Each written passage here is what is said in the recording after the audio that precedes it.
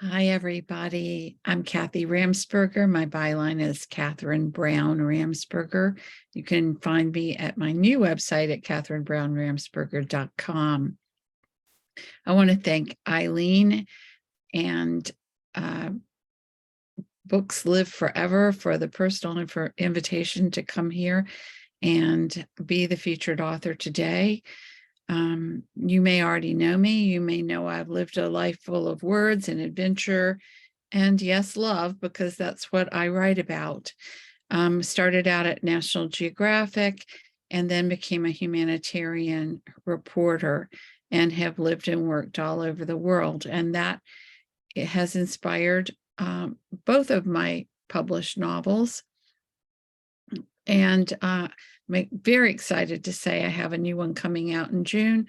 It's called 1,000 Flying Things, and I'd like to read you just a little bit about it. It's about a love lost and a soul restored. And you might guess a full decade of secrets and separation. And it takes a small child to lead them home. Diana Calloway is back. She's now committed to educating children in the thick of war-ravaged 1990s southern Sudan. Sudan and South Sudan are still very much with us in terms of struggle.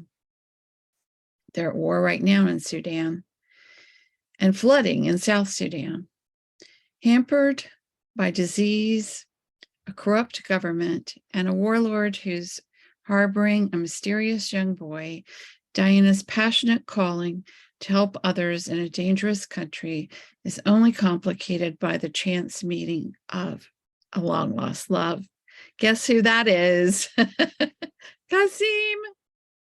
Faced with the choice to pursue integrity and justice or reconnect with the man she still holds dear, Diana must make the most difficult decision of her life, or will she?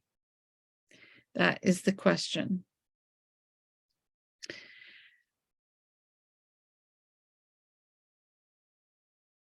I hope that 1,000 Flying Things is the stirring standalone sequel to a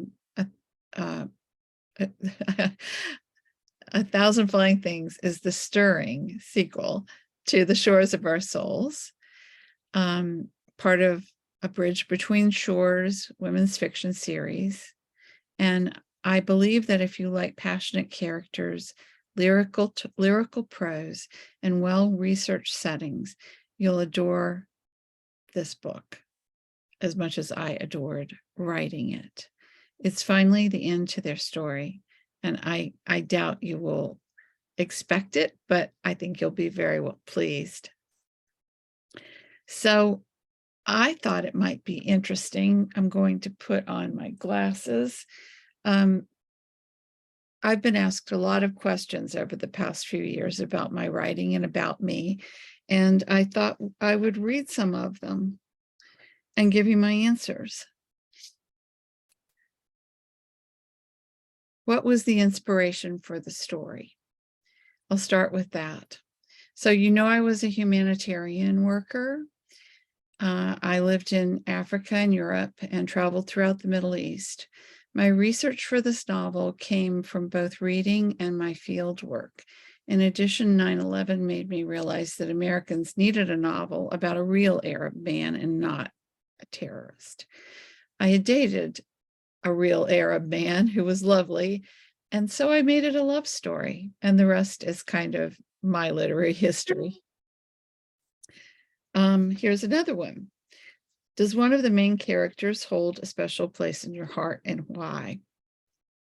I love all my characters. My books are character driven. I couldn't write without them, but you might suspect that Kasim is my favorite. I love writing from a male point of view. I love walking a mile or a kilometer in the shoes of a person so different from me, or any person that's different from me. It's frowned on, I realize, sometimes these days, but it's helped me gain perspective about my own life, and it's helped me show that everybody's perspective is unique, and that's why I love writing his voice. It helps me understand. What's the significance of the title? Now, there's a good one. 1,000 Flying Things, and you know what the Shores of Our Souls was from a Khalil Gibran poem.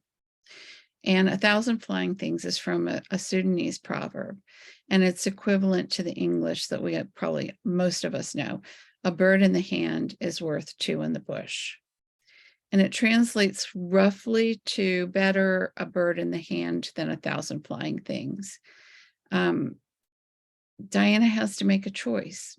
And the question is, which bird, which flying thing will she choose? And maybe she already has what she needs. What do I hope that you take away from this book? I write books to start conversations. I want you to take your own perspective and your own opinions and start your own conversation. I would want you to take away whatever's meaningful to you and to realize that there's more than one perspective. That's the main thing. Please realize there's more than just a few perspectives. There's a perspective for every single human alive, and maybe a lot of animals. And then there's more than one truth too. I'd also like them to know that love is real, my readers, and that love can heal and transform just about anything. And I'm talking about unconditional love here, not simply romantic love. And I'd like to give a shout out to my wonderful designer for both covers, Estella Vukovic. She understands wars ignited by different belief systems because she lives in Eastern Europe. And she is half Australian, half Croatian. And I just gave her my concepts, starting with war and children and migration and symbols like birds and insects and that plane on the cover, and my color scheme, and she flew with it, no pun intended. And I'm so proud of the result and proud of Estella. She's a joy to work with. Don't have the cover yet, but I do have this beautiful card, which I'm happy to send you. And it's got the wonderful last words, last review of Cindy Williams. I'm so honored to have her endorse this book, and I'll read those to you now. Beautifully written, a joy to read, and highly entertaining in the most wonderful way possible. Catherine Brown Ramsperger, quite simply, has written a great novel. And if you don't know, Cindy Williams was the co-star of Laverne and Shirley, that very long-running series. And she also had a memoir called, in her very funny voice, Shirley, Shirley, I Just. Surely I Just.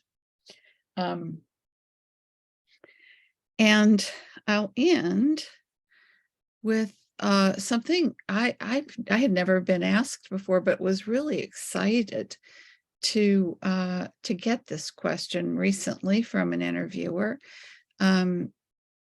The question is, if you could ask one author you admire 3 questions about their writing process or books, what would they be?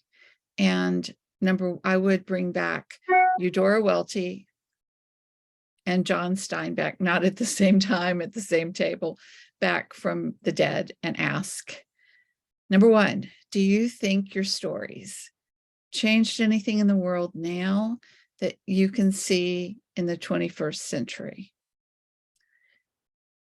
Number 2, do you think your stories, number 2, what do you believe to be your most important book? And number 3, if you got a chance at another lifetime, what would you do? Would you still write? I know I would. Thank you for everything. These are just some of the questions I'm asked. Please feel free to ask more underneath this video. And I hope you're enjoying the day with me. I know I'm enjoying it with you. Thank you, thank you, thank you to Books Live Forever. And you can find more about me and all my writing at KatherineBrownRamsperger.com. Have a wonderful day full of great books. Bye for now.